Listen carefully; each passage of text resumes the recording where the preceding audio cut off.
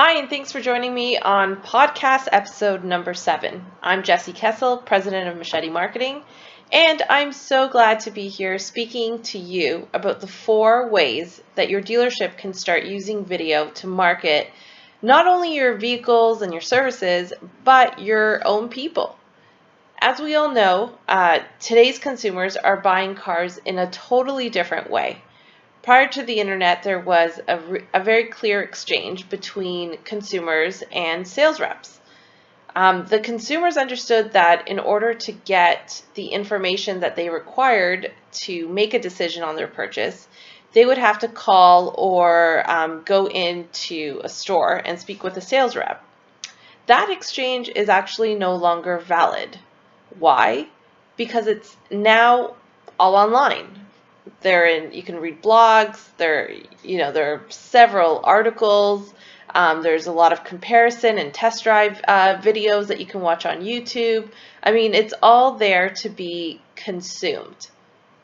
Now, statistically speaking, 54% of purchasers don't fill out a form or call and book an appointment before they go into a dealership.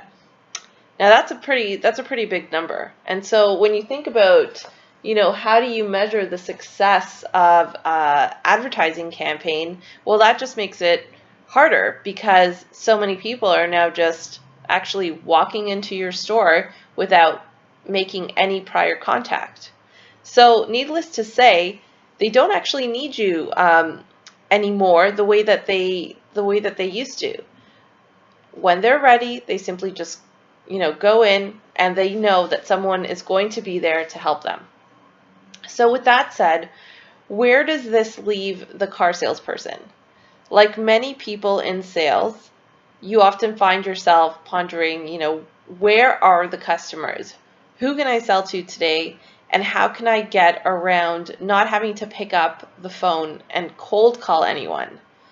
So if your sales staff feel this way, I completely can relate. I started in sales, in car sales about, I would say, 12 years ago. And I found myself thinking the same thing. So they're not alone. And that's why when I started Machete Marketing, the very first initiative that I put my own money towards was video. What better way to reach the masses with your message than with video? It's cost effective. It's a lot less money than having to print, design, mail something. And so that's where I personally found success, was in these videos that I created. Until this day, I actually continue to use those to prospect my own target market. And so I want to show you how you can actually do the same thing that I did. So what's the point of all this? I mean, I'm sure you'll have some members on your team tell you that, they've been in sales for over 25 years, successfully selling cars without video or social media or any of that. And to that I say, you won't be successful for the next 25 years if you don't learn how to adapt to the changes in the marketplace that are taking place right now. It's no longer the future that we're talking about. We're talking about what's taking place right now. People are getting older, and those under 30s, who are the millennials, are going to grow up, and they are going to become your customers. And they don't want to be sold in the same way. So, like I've been saying, video will add to the consumer's experience online when they're in their research phase. And if the information is useful to them and you provide a strong call to action, it may actually lead them to come and see you. Many salespeople have found success by branding themselves this way, including myself. So let me get to it. I'm going to share with you the 4 tips on what you can do to get started with video at your own dealership. So number 1 is education. I believe it starts here. If video marketing is new to you, then I suggest that you align yourself with the right video production company so that you can learn the ropes first. This is going to get your feet wet, and it will allow you to ask questions, go through the process without having to invest too much time or money into equipment, so that you can know for sure, that this is for you and this is the way that you want to proceed. Number 2 is to train your staff. Now, I'll warn you that you will probably get some pushback here. There are going to be some people that simply just don't feel comfortable in front of the camera, and that's okay. There will be some late adopters, and likewise, you're also probably going to have some people who unexpectedly shine in front of the camera. So I would say work with these select few to actually pave the way for the rest. Now, once the others see how much attention these select few are getting, they might actually change their mind and hopefully start to adapt to the new way of things. This leads me to tip number 3, which is to create a dealership culture. You see, even if you were to work with a production company and, let's say create the most extraordinary video, it would still be just that. It would just be a really, extraordinary video.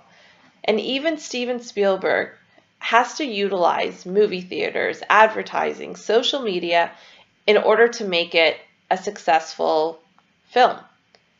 So if your team at the dealership doesn't get involved by liking, commenting, and sharing the video, then you have more of a culture problem and not so much a video marketing problem. Which leads me to tip number 4, strategy. How do you build a culture around ambiguity? Well, that's where strategizing comes into play. This is where you have to implement change, and it starts from the top down. So you have to lead by example, get involved, get in front of the camera. I mean, after all, you don't want to ask your team to be doing something that you yourself wouldn't actually do.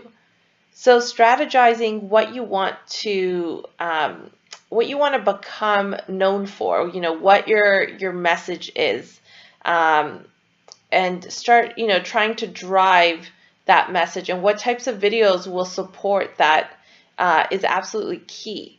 The strategy is what will actually feed the process in the dealership and provide that clarity that your team needs, so that everyone knows and understands what their role is and what they need to be doing.